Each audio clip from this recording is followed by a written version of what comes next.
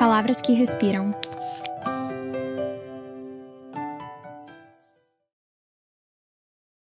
O Incolor, Tsukuru Tazaki. Capítulo 2.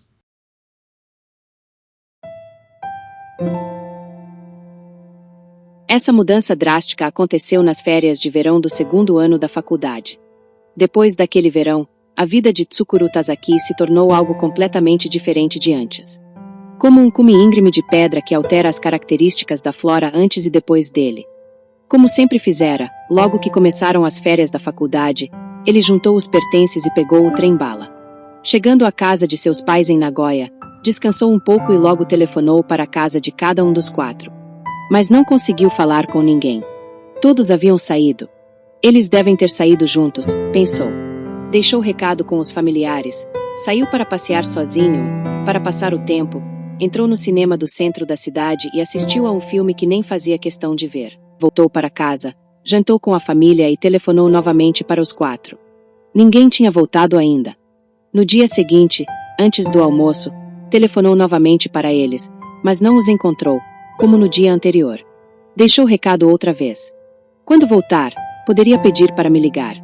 Está bem, vou dar o recado, os familiares responderam. Mas o coração de Tsukuru ficou preso a algo que estava contido na voz deles. No dia anterior ele não notara, mas a voz deles estava sutilmente diferente do normal.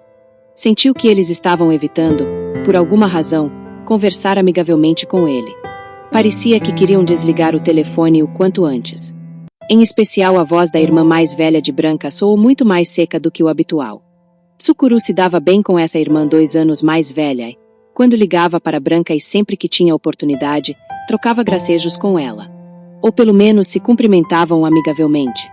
Mas dessa vez a irmã desligou o telefone de modo muito apressado. Depois de ligar para os 4, Tsukuru sentiu como se tivesse sido contaminado por uma bactéria especial, causadora de uma doença perigosa. Talvez tenha acontecido algo, Tsukuru pensou. Enquanto ele estava em Tóquio devia ter acontecido algo ali, e eles passaram a manter distância dele. Um acontecimento inadequado e indesejado. Mas, por mais que pensasse, não fazia ideia do que seria, do que poderia ser. No estômago restava a sensação de ter ingerido um pedaço de alguma coisa estranha, que ele não conseguia vomitar nem digerir. Nesse dia não saiu de casa nenhuma vez, e aguardou as ligações. Tentou fazer algo, mas não conseguia se concentrar. Havia falado várias vezes aos familiares dos 4 que estava de volta a Nagoya. Se fosse antes, logo o telefone tocaria e ele poderia ouvir uma voz animada na linha. Mas, por mais que esperasse, vinha apenas um duro silêncio. À tarde, Tsukuru pensou em ligar mais uma vez para eles. Mas pensou melhor e desistiu. Talvez na verdade eles estivessem em casa. Como não queriam atender a ligação, talvez fingissem que não estavam. Talvez tivessem pedido aos familiares: se Tsukuru Tazaki ligar, fale que não estou. Por isso ele sentia o estranho desconforto na voz de quem atendia a ligação. Por quê? Não fazia ideia. A última vez que todos do grupo haviam se reunido foi no feriado prolongado de maio. Quando Tsukuru estava voltando para Tóquio de trem-bala, os 4 fizeram questão de ir até a estação se despedir dele. Eles acenaram exageradamente para a janela do vagão. Como se estivessem se despedindo de um soldado rumo a um campo de batalha em uma região bastante remota. Voltando para Tóquio, Tsukuru enviou algumas cartas a Azul. Como Branca tinha dificuldades em usar o computador, normalmente eles trocavam cartas. Azul era o encarregado de recebê-las. As cartas enviadas para ele eram repassadas para os outros. Assim, ele não perderia tempo escrevendo cartas de conteúdo parecido para os 4, individualmente. Ele escrevia principalmente sobre sua vida em Tóquio. O que via, o que experimentava, o que sentia. Tudo o que vejo, tudo o que faço, sempre penso como seria divertido se todos estivessem aqui. E ele realmente sentia isso. Fora isso, ele não escrevia muita coisa. Os 4 enviaram algumas cartas escritas em conjunto para Tsukuru, e elas nunca tinham nenhum assunto negativo. Apenas relatavam detalhadamente o que estavam fazendo em Nagoya. Pareciam estar se divertindo bastante com a vida estudantil na cidade onde haviam nascido e crescido. Azul comprou um Honda Accord usado e com ele fomos passear no Lago Biva. É um carro que comporta 5 pessoas tranquilamente. É uma pena que você não esteja aqui. Estamos ansiosos para reencontrá-lo no verão. Assim finalizava a carta. Aos olhos de Tsukuru, essas palavras pareciam sinceras. Naquela noite ele não conseguiu dormir direito. Estava exaltado e muitos pensamentos iam e voltavam. Mas todos eles não passavam de um mesmo pensamento, sob formas diferentes. Como quem perdeu o senso de direção, Tsukuru andava em círculos. Quando se dava conta, estava no mesmo ponto de antes. Até que seu pensamento empacou, e não conseguia nem ir nem voltar, como um parafuso com a cabeça amassada. Ele ficou acordado na cama até 4 da madrugada. Depois dormiu um pouco e despertou após as 6. Não estava disposto a tomar o café da manhã. Bebeu um copo de suco de laranja, e mesmo assim sentiu um leve enjoo. A família ficou preocupada com a súbita perda de apetite de Tsukuru, mas ele explicou que não era nada. É só o meu estômago que está um pouco cansado. Naquele dia Tsukuru também ficou o tempo todo em casa. Permaneceu deitado na frente do telefone lendo um livro, ou esforçando-se para ler. Depois do almoço telefonou outra vez para a casa dos 4. Não estava com muita vontade, mas não podia ficar só esperando uma ligação, carregando esse sentimento confuso. O resultado foi o mesmo. Quem atendeu a ligação informou a Tsukuru, ora em tom seco, ora de modo compadecido, ora em tom excessivamente neutro, que eles não estavam em casa. Tsukuru agradeceu de modo breve, mas polido, e desligou sem deixar recado.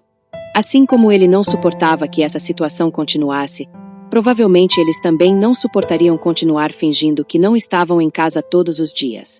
Pelo menos os familiares que atendiam a ligação não iriam aguentar. Tsukuru contava com isso. Se ele continuasse ligando, cedo ou tarde teria alguma resposta. Como ele esperava, depois das 8 da noite Azul ligou. Desculpe, mas não queremos mais que você ligue para nós, disse Azul. Não houve nenhum tipo de introdução. Nem oi, nem tudo bem, nem quanto tempo. O desculpe inicial foi a única palavra diplomática que ele proferiu. Tsukuru inspirou o ar uma vez, repetiu mentalmente as palavras que ele dissera e pensou rápido. Tentou interpretar o sentimento contido na voz dele. Mas a frase não passava de um comunicado formal. Sem margem para sentimentos. Se vocês não querem mais que eu ligue, claro que não vou ligar, Tsukuru respondeu. Suas palavras saíram quase que automaticamente. Ele achava que tinha falado com a voz calma e bastante normal, mas ela soou aos seus ouvidos não como se fosse sua, mas de alguém desconhecido. De alguém que morasse em alguma cidade distante, que ele nunca encontrou. Faça isso, disse Azul. Não pretendo fazer o que vocês não querem que eu faça, falou Tsukuru. Azul emitiu um som que não deu para distinguir se era um suspiro ou um gemido de consentimento. Eu só quero saber o que aconteceu. Se possível, quero saber o motivo, disse Tsukuru. Isso é uma coisa que eu não posso te falar, disse Azul. Então quem pode? Houve um momento de silêncio do outro lado da linha. Um silêncio que parecia uma espessa parede de pedra. Ouviu-se uma leve respiração. Tsukuru esperou, lembrando-se do nariz achatado e carnudo de Azul. Se você pensar a respeito, acho que saberá o motivo, finalmente Azul disse. Tsukuru ficou sem palavras por um instante. O que ele está dizendo? Pensar a respeito. Em que mais eu poderia pensar? Se eu pensar mais a fundo em algo, não vou mais saber nem quem eu sou. É uma pena que isso tenha acontecido, disse Azul. É a opinião de todos. Todos estão lamentando. Mas, o que aconteceu, afinal? Perguntou Tsukuru. Pergunte a você mesmo, disse Azul. Sentiu-se um leve tremor de tristeza e ira na sua voz. Mas só por um instante. Azul desligou antes que Tsukuru pudesse pensar em algo para dizer.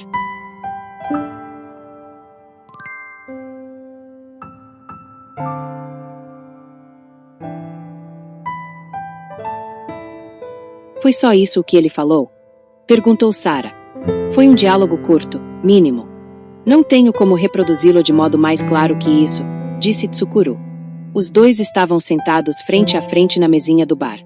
Depois disso, você teve oportunidade de falar com ele, ou com algum dos outros 3? Perguntou Sara. Tsukuru balançou a cabeça. Não, desde então não falei mais com ninguém. Sara estreitou os olhos e fitou o rosto de Tsukuru, como quem verifica uma paisagem que fisicamente não tem lógica. Com absolutamente ninguém? Não encontrei nem falei com ninguém. Sara disse. Você não queria saber por que teve que ser expulso desse grupo de uma hora para outra? Como poderei dizer? Para mim, naquele momento, nada mais tinha importância. Fecharam a porta bem no meu nariz e não me deixaram mais entrar. Nem me explicaram o motivo. Mas, pensei que se era isso que todos queriam, não tinha jeito. Não entendo direito, disse Sarah, como se realmente não compreendesse. Poderia ter sido um mal-entendido. Afinal, você não fazia a menor ideia do motivo.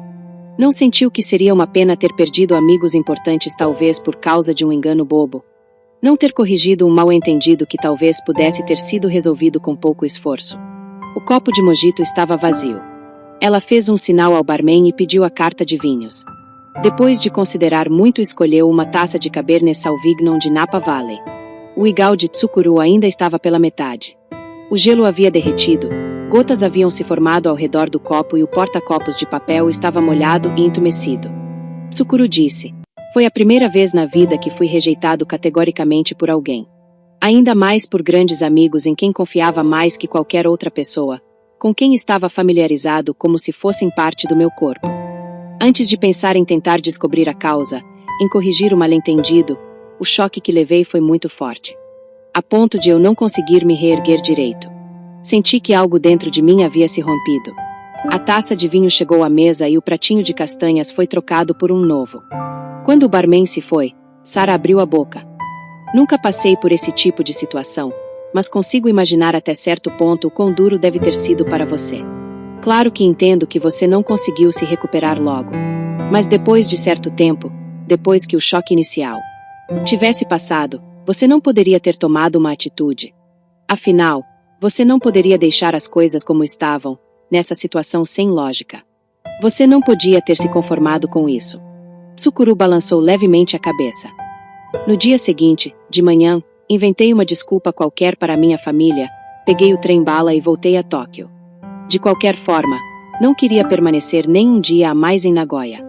Não conseguia pensar em mais nada. Se eu fosse você, teria permanecido na cidade e tentaria descobrir o motivo até me convencer, disse Sarah. Não fui forte a esse ponto, disse Tsukuru. Você não queria saber a verdade?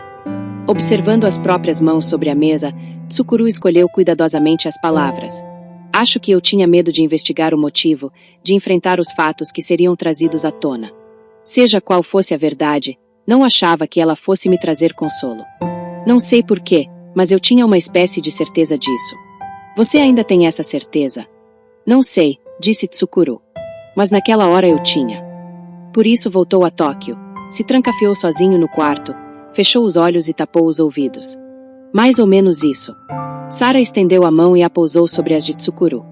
Pobre Tsukuru Tazaki, disse.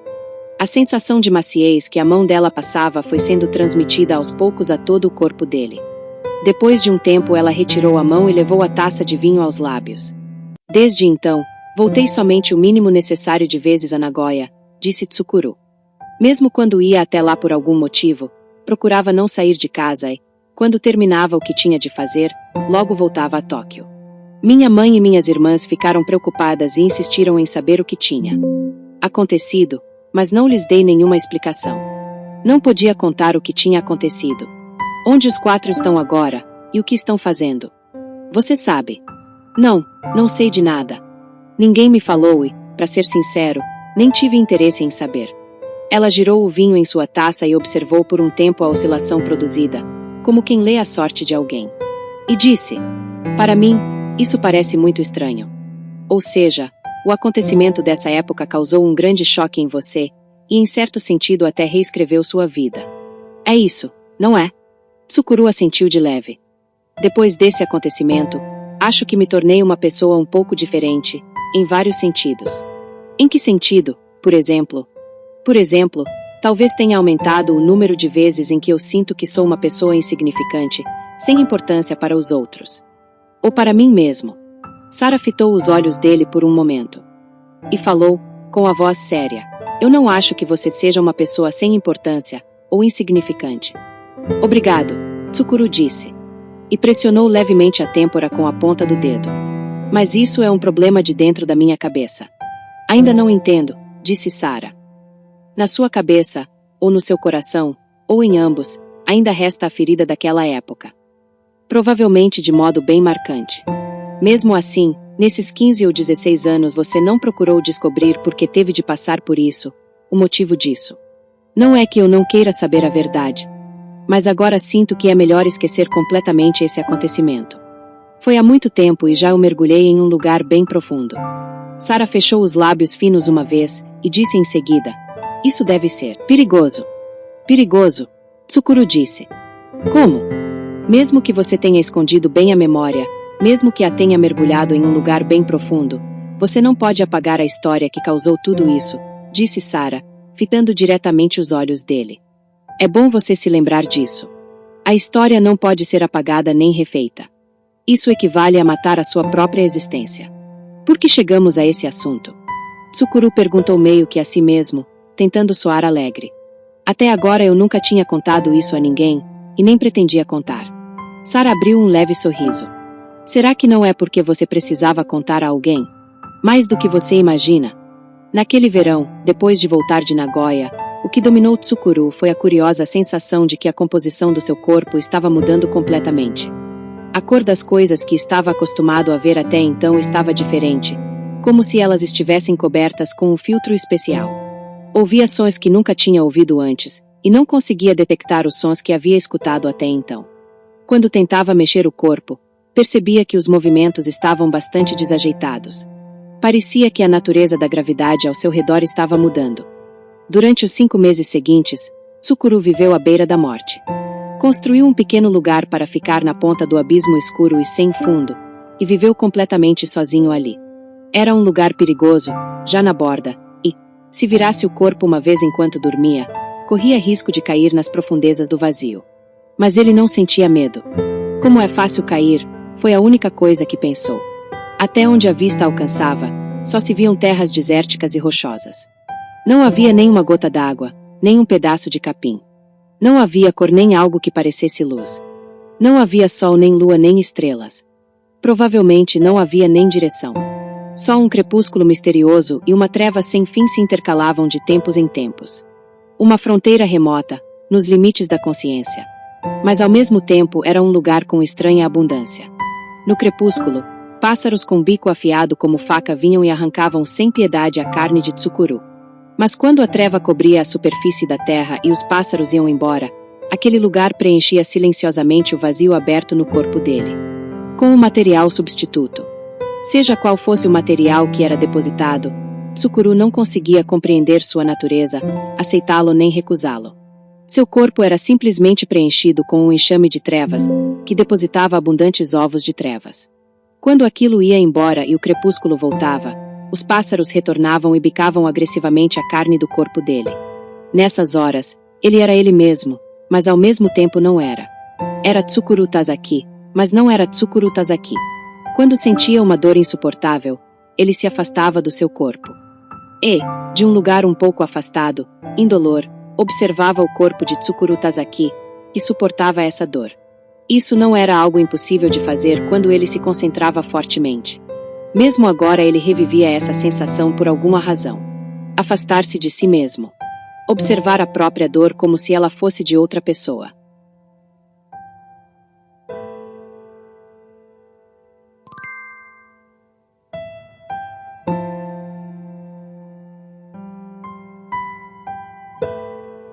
Depois que saíram do bar, Tsukuru convidou Sarah para jantar.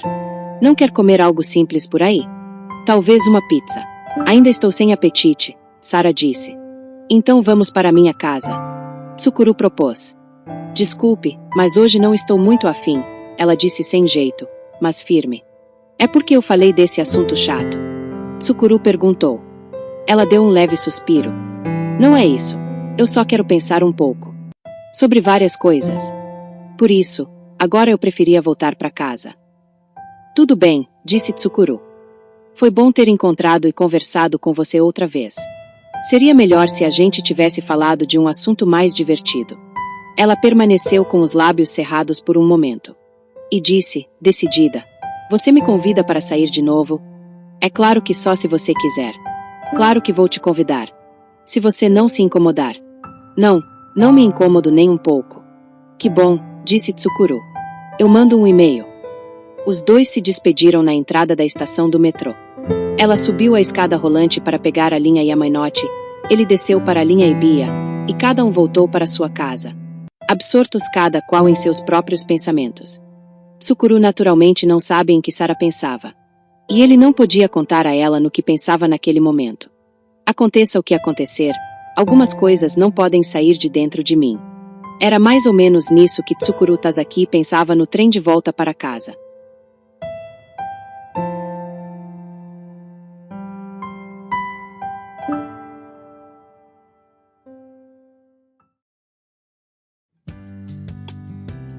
Continua.